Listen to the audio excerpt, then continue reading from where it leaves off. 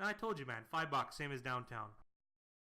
The best way to bet the NFL is win totals. In this win projection series, you'll get to see the logic behind Big Ryan the Fat Guy's win total projections and how you can win whatever contests you decide to enter for the 2018 NFL season.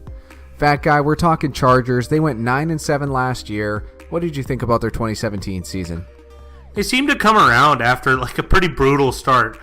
How many games they lose in a row in the beginning? It felt like a lot. They were getting beat all over the place, and they turned into like maybe one of the better teams. Also, they got a pretty good pass rush, so looking a little bit better for the Chargers.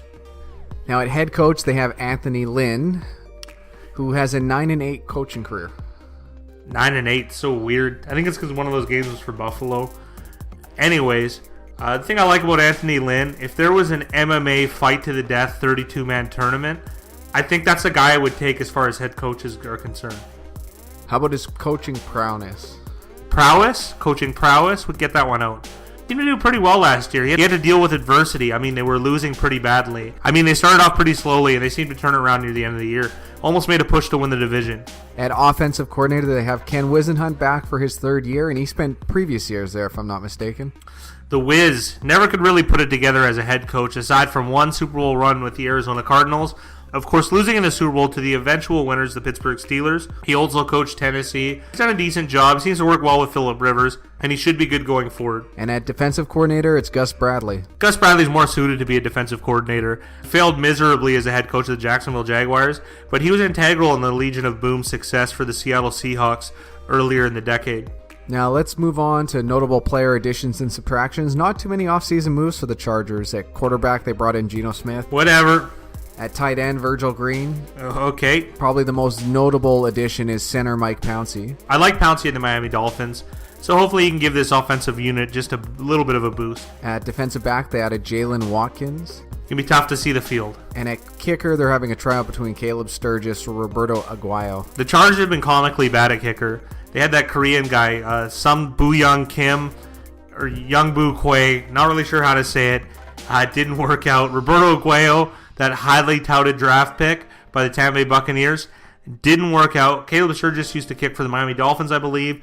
Let's hope that they can pull someone out of camp that will give them some sort of stability at the position. Not too many losses as well. Kenneth Farrow, running back, guy who played sparingly at the end of the year. No big deal. Maybe 2 years ago. And kicker Nick Rose. Is what it is. So on to the roster. At quarterback, of course, it's Phillip Rivers' team. Phillip Rivers, he's a very strong quarterback, seasoned veteran. He just doesn't have too many years left, so their success window is kind of closing in on them. So if they're going to win something, they're going to have to do it pretty quickly. And at running back, Melvin Gordon really took the leap last year.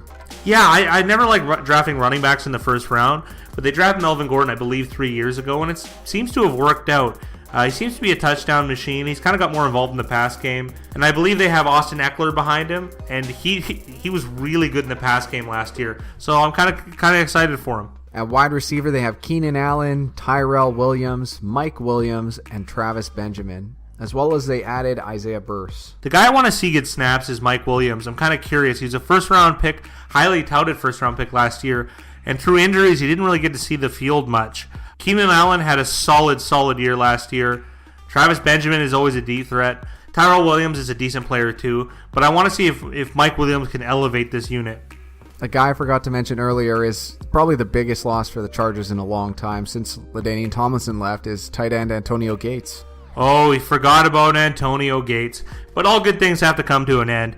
He had a Hall of Fame career, one of the best tight ends ever.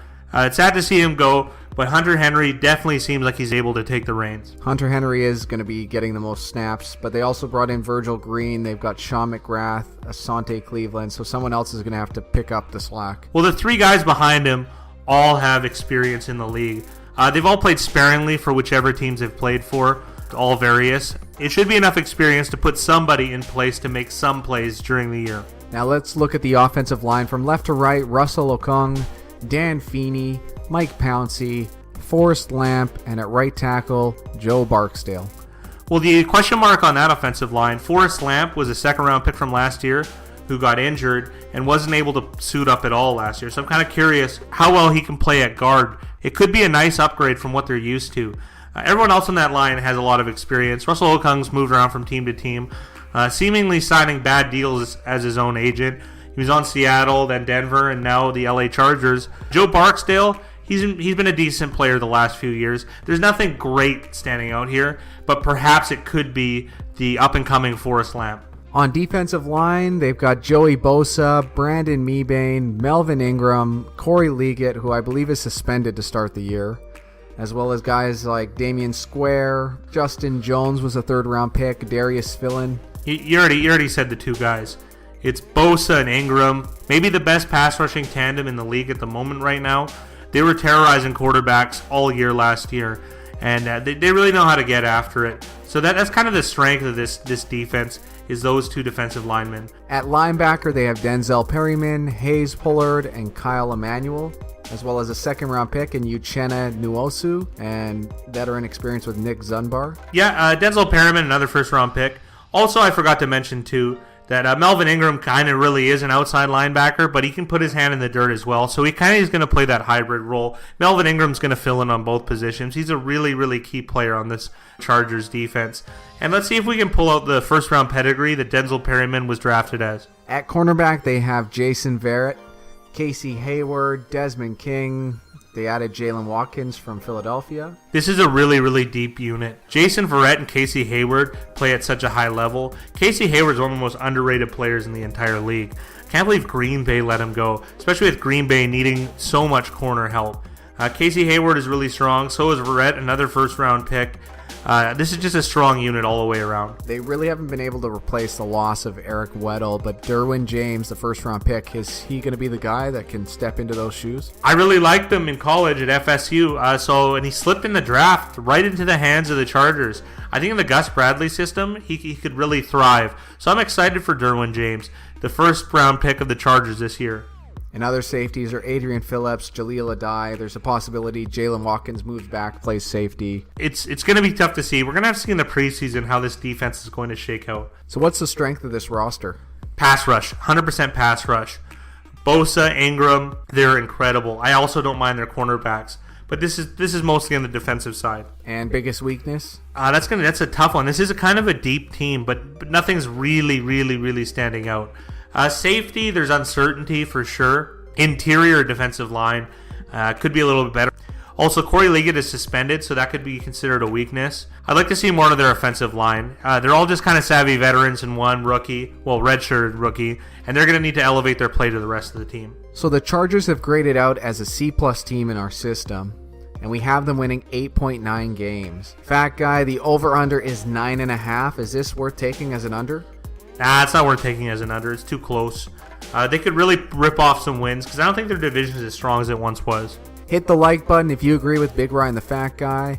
Give us a comment below with how many games you think the Chargers will win next season. And subscribe for more NFL projections.